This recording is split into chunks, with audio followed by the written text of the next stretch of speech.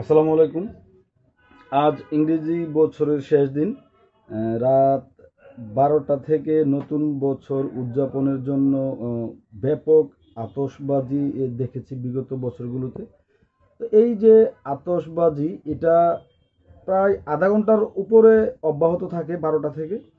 সেই সময়টায় শিশু এবং প্রবীণদের জন্য কিন্তু অনেক ক্ষতি হয় সাউন্ডের কারণে।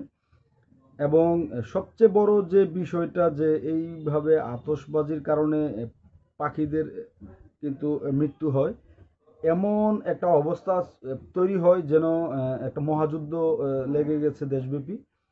এটা আসলে অন্যান্য দেশের অবস্থা জানি না, বাংলাদেশে আমরা আমাদের এলাকাগুলোতে যা দেখি এটা খুবই মর্মান্তিক এবং অমানবিক একটা কাজে পরিণত হয়। আমরা আনন্দের জন্য যে কাজটা করে থাকি, পাখিদের যে মৃত্যু, এটা কিন্তু খুবই মর্মান্তিক। আমরা পাখিদের প্রতি ভালোবাসা প্রদর্শন করি, পাখি হয়ে আকাশে উড়তে চাই, কিন্তু সেই উড়ন্ত পাখিদের কিন্তু আমরা হত্যা করি আনন্দের মাধ্যমে, আনন্দ করতে গিয়ে।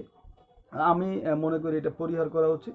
সবচেয়ে ভালো বিষয় যে গত 2-3 দিন ধরে অনলাইনে অনেক পোস্ট, সচেতনতামূলক পোস্ট দেখছি।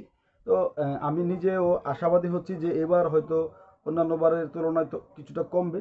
তবে দুঃখজনক বিষয় এটা যে আমি আশাবাদ ব্যক্ত করলেও আমাদের যে চরিত্র, এটা খুবই খারাপ। যে আমরা দেখছি, নিজেরাও বলছি যে এটা করব না, এবং অন্যরা পোস্ট দিচ্ছে সেটাও দেখছি, কিন্তু দিন শেষে ঠিকই আমরা সেই কাজে সামিল হব অনেকের মতো। এবং আসলে একটা বিষয়ে সচেতনতাটা জরুরি, সচেতন হচ্ছি, কিন্তু একেবারে পাড়া মহল্লায় একদম সামান্য কিছু মানুষও যদি এই কাজটা করে থাকে, তাহলেও বিশাল আকার ধারণ করে। এবং যে পরিস্থিতিটা তৈরি হয়, এটা একেবারেই কিন্তু অমানবিক এবং মেনে নেওয়ার মতো না। আমি নিজেও অনেক বিরক্ত হয়ে যাই, কারণ আমি এটাতে সামিল হই না।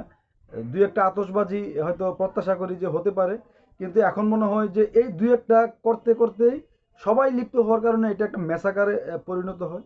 তা আমি আশা করি এবার আমাদের যারা সচেতন নাগরিক আছে, পরিবারের সদস্যরা আছে, বিশেষ করে আমরা তো অবশ্যই, সেই সাথে আমাদের অভিভাবকরাও যেন তাদের সন্তানদের রাতের 11:30টার পরে বা উঠতে না দেয়, ছাদে উঠতে না দেয়, আতশবাজি ফুটাতে না দেয়, সেই দিকে সতর্ক রাখতে হবে। এটা আসলে ব্যক্তি উদ্যোগে বন্ধ করার মতো কোনো বিষয় না। এটা পাড়া মহল্লায় একটু কঠোরতা মাধ্যমে, আইন শৃঙ্খলা বাহিনী আছে, কঠোর হতে হবে। এবং পরিবার থেকে সর্বোপরি যেটা বড় বিষয়, যে পরিবার থেকে যদি পিতামাতা, অভিভাবকরা যদি চেষ্টা করে যে এটা করতে দেব না এবার, তাহলে আমার কাছে মনে হয় সবচেয়ে বেশি ভালো হয়।